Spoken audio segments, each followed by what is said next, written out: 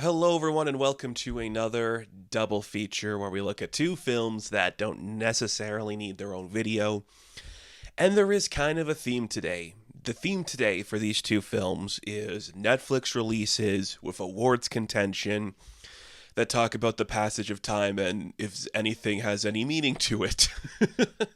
Two very fun films. I kid, of course. They're not that fun, they're kind of tragic in their own ways. We're talking Train Dreams, the new film from Clint Bentley and Greg Guider, and Noah Baumbach's Jay Kelly, the takedown, deconstruction, the look back at the career of George Clooney. Things that are interesting to explore. So let's talk about Train Dreams. This was an early pickup from Netflix at Sundance this year. Maybe the most successful film to come out of Sundance from the 2025 slate. I don't know if that's true. There's been some really good movies to come out from there. And it is set in like the late 1800s and early 1900s and follows Joel Edgerton as he plays a logger who tries to understand the nature of his life through the ever-changing landscape around him.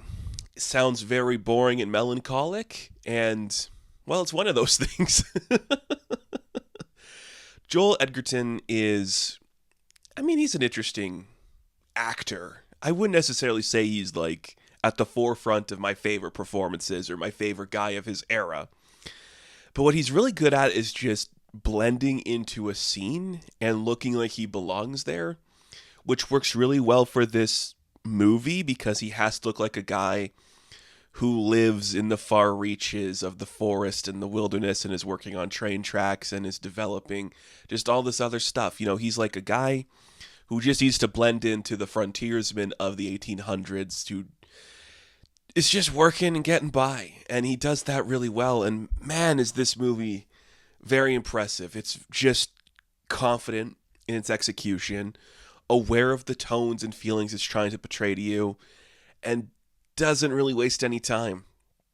It gets in, just says, hey man, look at this guy's life. There's a narrator. I think it's Will Patton who's doing the narration, which is a really interesting choice. And just says, look at this life of this guy. Maybe he doesn't fit in here perfectly because he contemplates the world a little bit too much. But there's always one of those in every generation. And this is just the guy of this time. This is Robert. He looks at the world a certain way. Things happen to him. He never truly knows if he felt the things he did or if they're just happening around him. I think that's so interesting. And just makes for something very compelling. This is a very, very beautiful movie. And if you had any doubt that the guys that did Sing Sing or Jockey were going to make an ugly movie, don't ever feel that. Like, these guys know how to film stuff. Clint Bentley has a really just sincere touch to everything he does. It's taking a naturalistic world and showing the way we construct a society around it. It's looking at trees in a way I don't think many other movies do, which makes a lot of sense. You could probably count on your hand the number of times there's been a movie about a logger, especially in this time period. So you have to depict this natural world in a way we haven't seen before. And I would say for the most part, Train Dreams really does that. It captures the forest, the men of this time period who go about their lives just being in this place, risking their entire being for somebody else's profit. And how maybe we built a facility where these men don't know how to express their feelings or their thoughts, so they're just trapped in like this internal monologue with themselves about a ticking clock to something that's never going anywhere. It's very fascinating.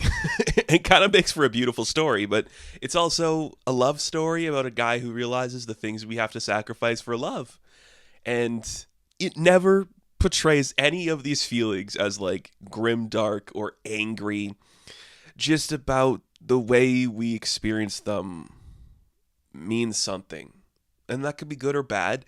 But in the case of Robert, it's just watching life pass you by, never fully realizing if you understood the meaning of it. And you don't really see that story in this time period. Like, how many other stories depict, like, the 1890s American frontiersmen working to build a family, building themselves a cabin on a piece of land, working for scraps at a time, who sit down when they're holding their newborn baby and being like, is this happiness? Is this what I'm supposed to be feeling right now? You rarely, if you ever, see that. You might never see that. And that's kind of interesting. Just beautiful. I don't know.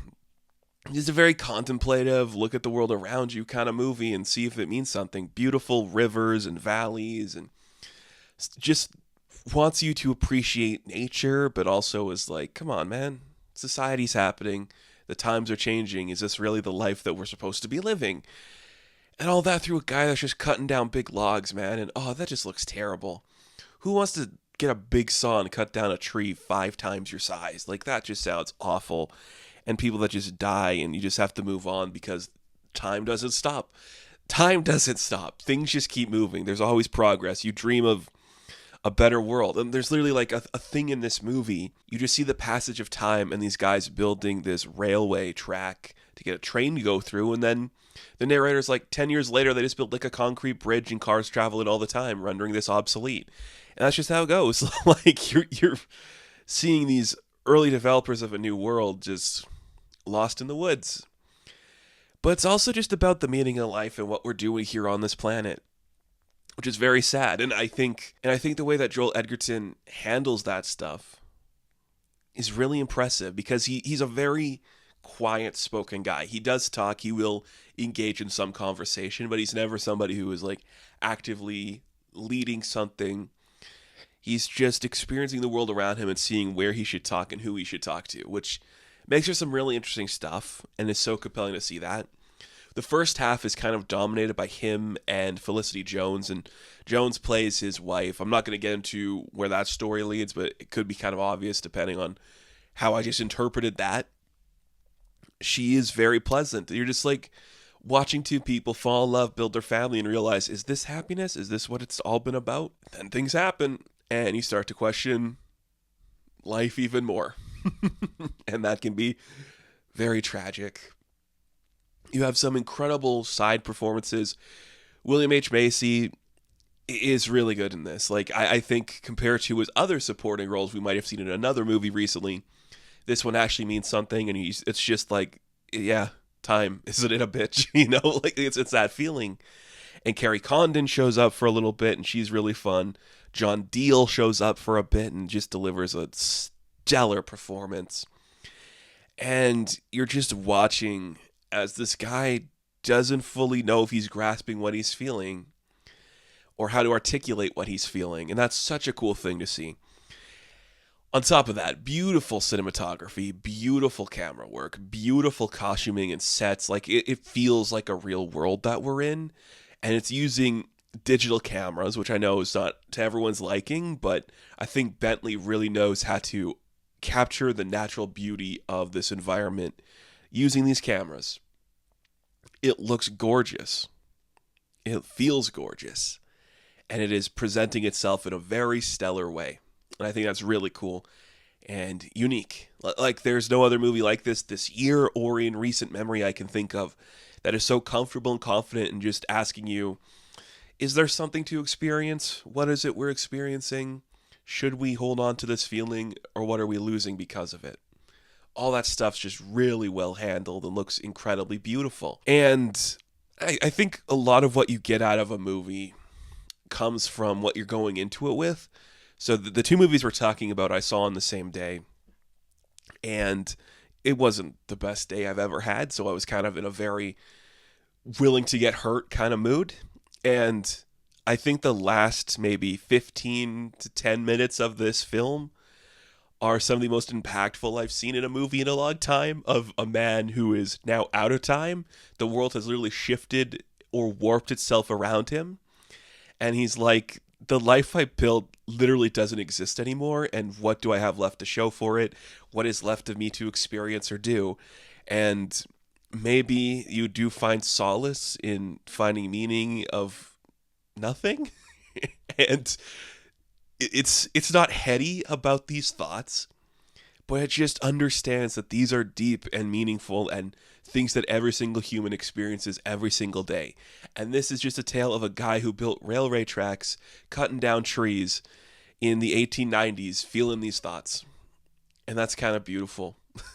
That's kind of tragic, but beautiful and underspoken. Underplayed. There's nothing loud about this movie. Part of that's the budget. Part of that is just, we don't have to be loud.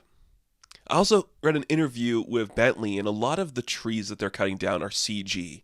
And you could have fooled me, man. Those look unbelievable. It looks unbelievable. This movie is incredible. It is on Netflix. You should watch it. I think it's one of the most somber and fulfilling experiences of a film I've seen this year in a while, and means something, and it's about something, and just leaves you hopeful but wondering what's next for you. So, Train Dreams, I am going to give an 8 out of 10. Now let's move over to Jay Kelly.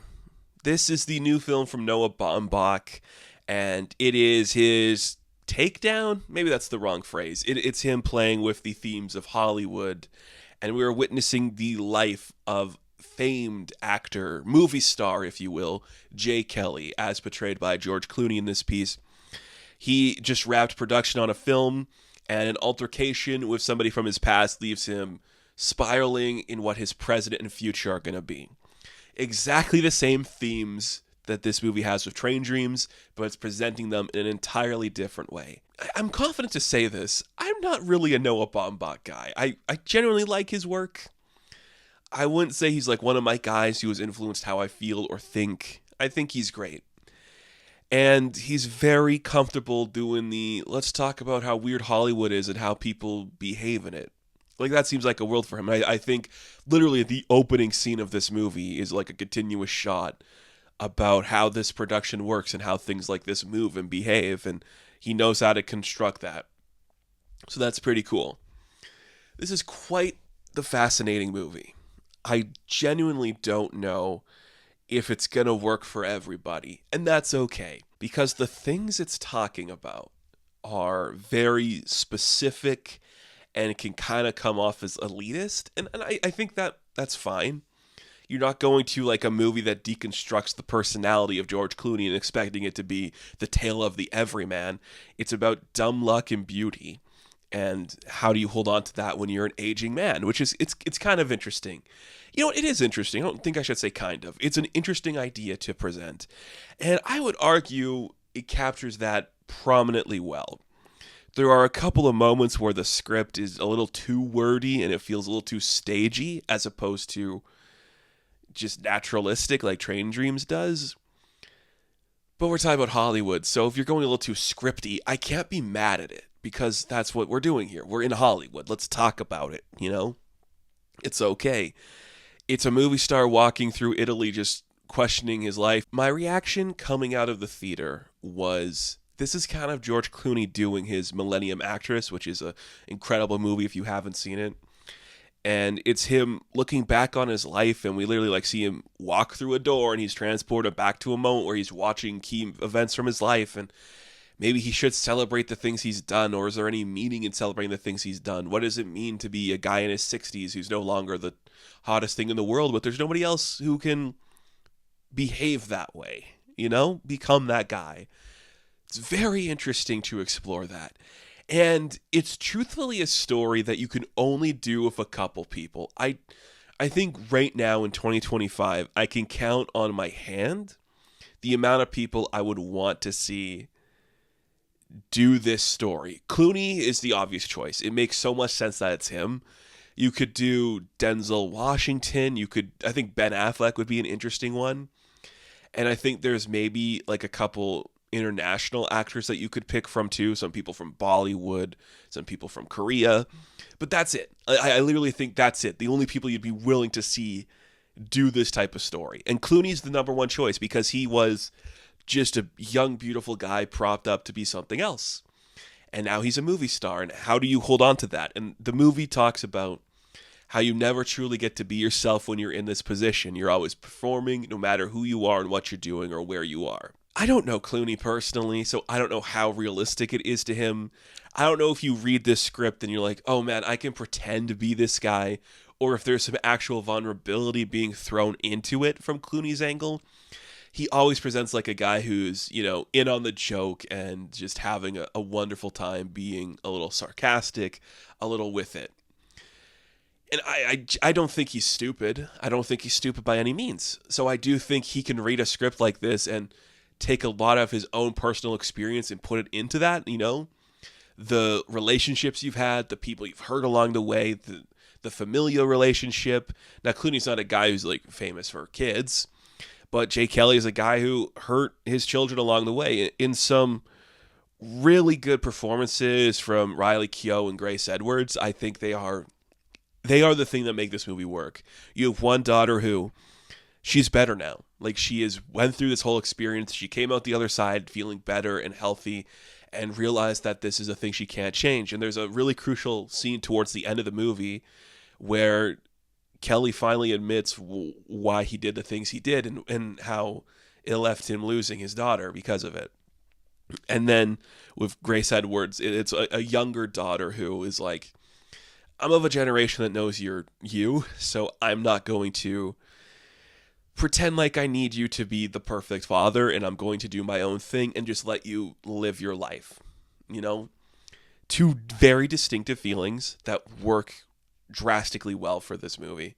Unbelievable.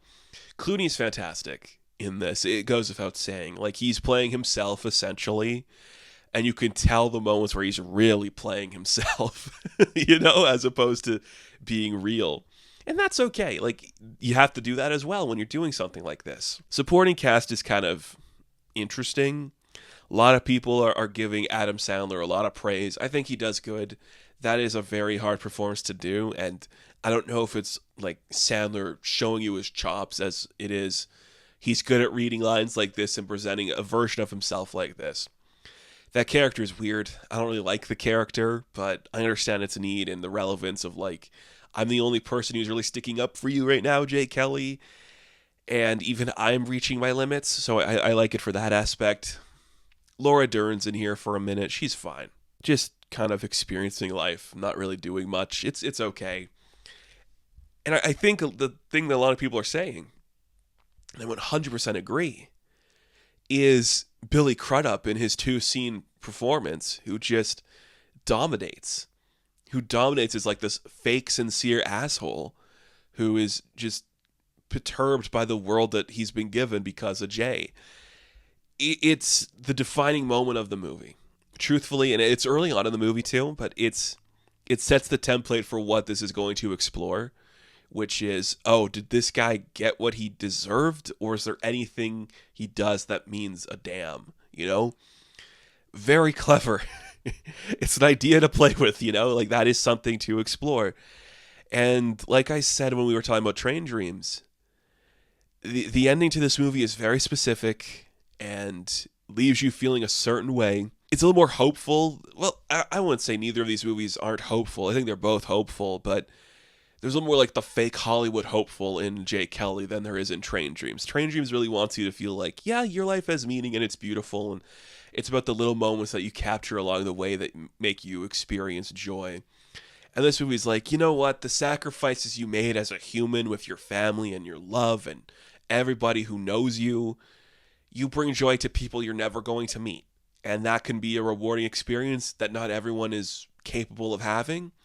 But maybe you, George Clooney, as a man who is in this world and has experienced it since the 90s, maybe you can actually capture something out of it. So that's cool. That's nice. That's enjoyable to see. It's kind of beautiful. It did move me a little bit, and I like that. And Clooney, I think, genuinely looks moved in some moments by the stuff around him, whether that's him acting or the real Clooney is coming through in some scenes. That's up to you to decide. But it's good to see him like actively thinking about his mortality and his legacy, which he's not really an actor who you see that from. So it's kind of exciting.